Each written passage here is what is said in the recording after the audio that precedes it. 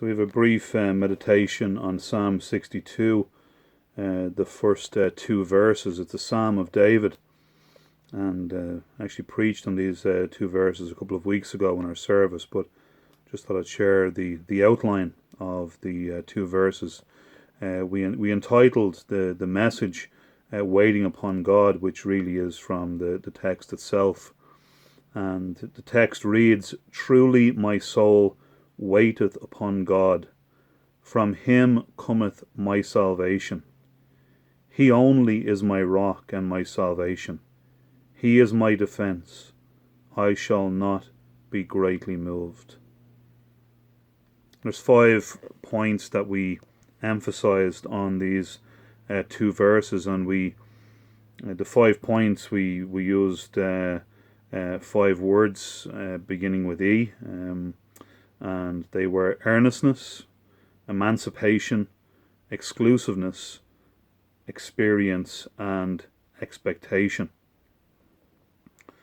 And the first one, earnestness, we see in the first clause, "Truly my soul waiteth upon God." One of the most important things in waiting upon God, which really is seeking Him, praying to Him, and seeking His blessing. But one of the most important things is sincerity, an earnest sincerity in waiting upon God. And we see that sincerity and that earnestness emphasized because it says in the text, "Truly my soul waited upon God." This is an inward thing. This is not just a religious outward exercise of David. This is the sincere, earnest waiting upon God of his soul. And the question for all of us is, do we wait upon God that way? Am I waiting upon God that way? Truly my soul waiteth upon God. The second one is what I'm calling emancipation. The second clause in verse 1 reads, "From him cometh my salvation." We wait upon God because he is the Savior. He only is the Savior. Isaiah states that apart from me there is no Savior. So David waits upon God because God is salvation, and from him comes his salvation. And therefore it is not only the right thing to do, but it is the thing that is of the greatest benefit to us, to wait upon God, because we receive salvation from God. We receive the salvation of our soul. "Truly my soul waited upon God. From him cometh my salvation." The salvation of my soul cometh from God. So therefore we wait upon him for this great reason. And then thirdly, what I'm calling exclusiveness. He says in the first clause of verse 2, "He only," exclusively, uniquely, God only is my rock and my salvation. We only look to God. We only pray to God. We do not look to anyone else. There is, as we've said already, no other rock, no other Savior, no other God.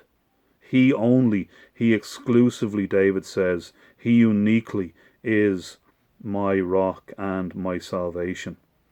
And then the fourth word is experience. Experience. David could say in the second clause of verse 2, "He is my defense."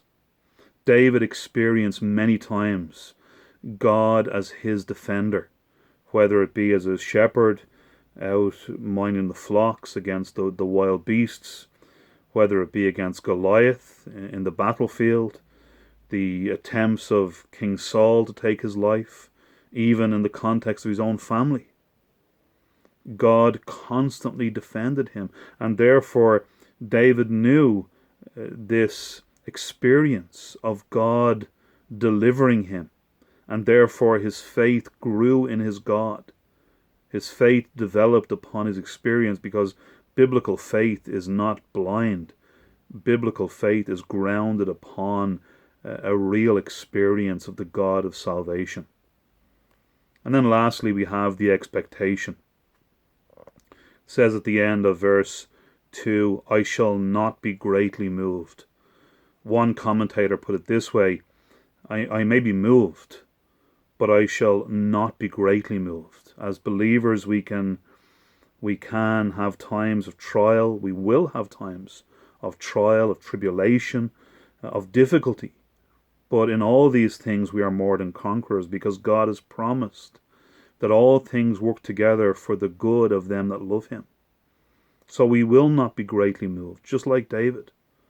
So therefore, if we have this earnestness, the awareness of the emancipation or the salvation of God, the experience of that, the waiting upon God exclusively, uniquely upon him, and that experience that God is our defender, and that expectation based upon a living and experiential faith, we will be blessed in our walk with God.